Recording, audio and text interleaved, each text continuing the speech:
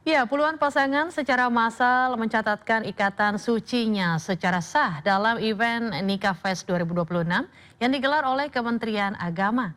Sejumlah pasangan mengaku terbantu dengan event ini. Suasana bahagia menyelimuti puluhan pasangan yang secara sah dan resmi melangsungkan pernikahan dalam event Nikah Fest 2026 yang diselenggarakan oleh Kementerian Agama. Acara digelar di Gedung Smesko Pancoran, Jakarta Selatan, diikuti pasangan calon pengantin yang berasal dari Jabodetabek. Nikah Fest 2026 tidak hanya memfasilitasi pasangan calon pengantin untuk melangsungkan akad nikah, namun juga menjadi ruang edukasi bagi masyarakat akan pentingnya pernikahan resmi yang merupakan bagian ketertiban hukum di Indonesia. Alhamdulillah ya, kalau menurut saya sangat bersyukur dan saya sangat bangga karena saya emang sudah pacaran alhamdulillah dari 2021 dan alhamdulillah sekarang 2026 melaksanakan pernikahan. Sesuai dengan target perjanjian ketika ada event seperti ini, saya bakal berjanji bakal daftar dan alhamdulillah di tahun sekarang saya dikasih kesempatan buat daftar event pernikahan seperti ini. Nih kalau menurut saya sangat berarti dan berguna, sangat bermanfaat. Jadi jangan sampai buat kalian semua yang di luaran sana ada kata-kata gengsi seperti ini. Saya dengan posisi seperti ini menurut saya sangat menarik, sangat benar-benar tertarik dan saya bakal meyakinkan kepada kedua orang tua saya yang namanya nikah massal seperti ini sangat berarti dan sangat Ramai sorotan publik terkait pengenaan pajak penghasilan atau PPH atas pencairan dana jaminan hari tua atau JHT BPJS Ketenagakerjaan. Terkait hal tersebut, Menteri Keuangan Republik Indonesia Purbayudisa Dewa akan berkoordinasi dengan Direktorat Jenderal Pajak guna pastikan implementasi aturan tersebut. Pak, ya Pak, kira-kira ada komentarnya nggak Pak? Yang pencairan uang JHT jaminan hari tua itu kan dikenakan pajak kabarnya Pak. Mungkin ada komentar Pak soal itu? Nanti saya cek lagi dengan Dirjen Pajak juga. Oh, sejauh ini belum ada koordinasi juga berarti ya? Hati-hati ya, Mas Mbak. KPK menyebut terus memantau kondisi kesehatan tersangka korupsi kuota haji Yakut Khalil Qomas. Setelah sehat, penangguhan masa tahanan Yakut akan dicabut.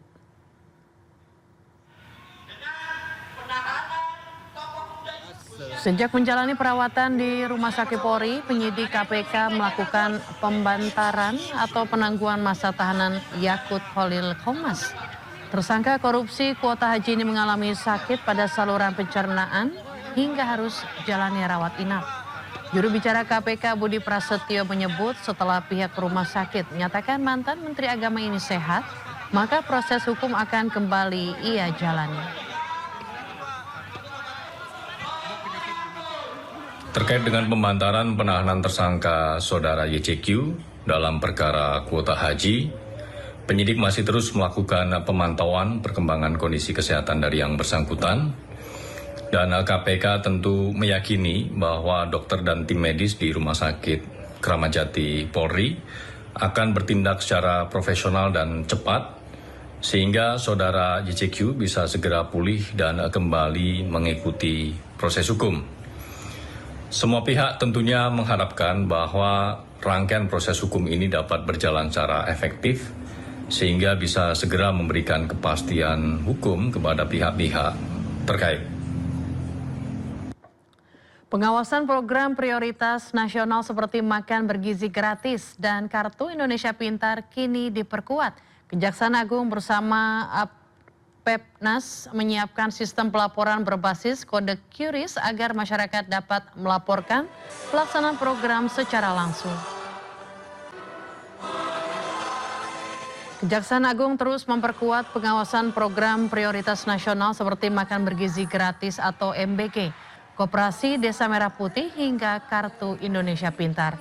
Salah satunya dengan menyiapkan sistem pelaporan berbasis aplikasi yang terintegrasi melalui kode QRIS. Jaksa Agung Muda Bidang Intelijen Reda Mantovani menjelaskan setiap dapur MBG akan dilengkapi stiker QRIS yang dapat dipindai menerima manfaat untuk menyampaikan laporan terkait kualitas makanan, pelayanan, dan pelaksanaan program. Laporan yang masuk akan tersimpan di basis data kejaksaan dan diteruskan kepada Badan Gizi Nasional sebagai bahan evaluasi.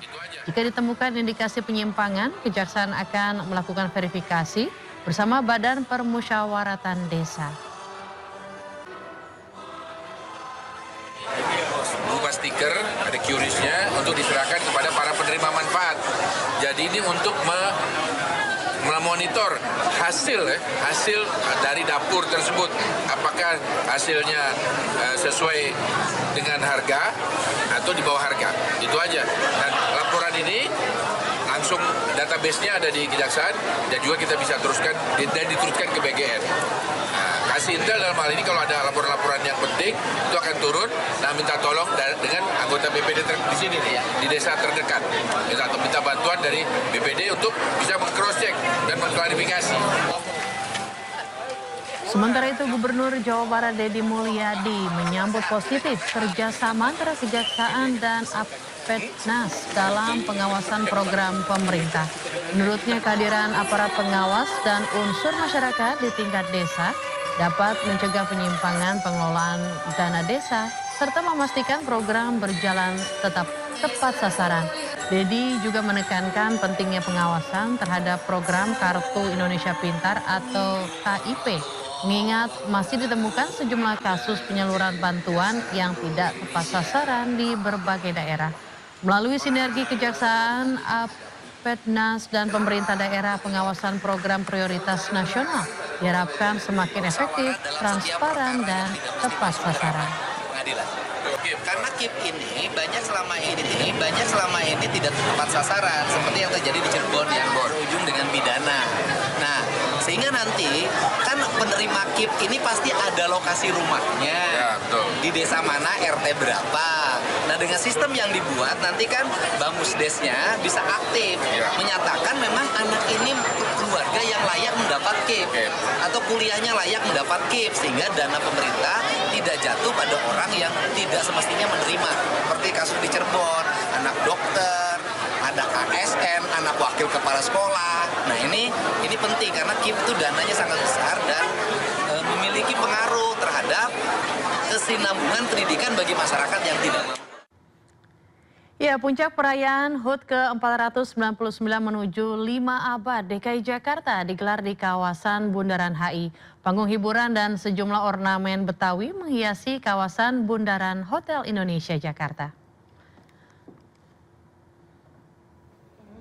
Terdapat panggung musik, pertunjukan multimedia spektakuler, video mapping, flying LED, hingga lighting show siap menghibur warga Jakarta. Selain itu, panggung utama akan dimeriahkan sejumlah musisi nasional, diantaranya Padi Reborn, Mahalini, Adrian Halif, Pasming Bass, Cici Paramida, Molukan Soul, Sania, dan penampil lainnya.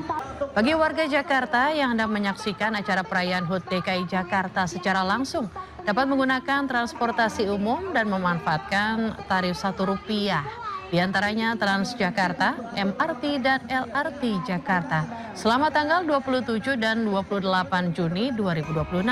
Rekayasa lalu lintas juga diterapkan selama acara berlangsung sejak pukul 14.00 hingga 23.00 waktu Indonesia Barat.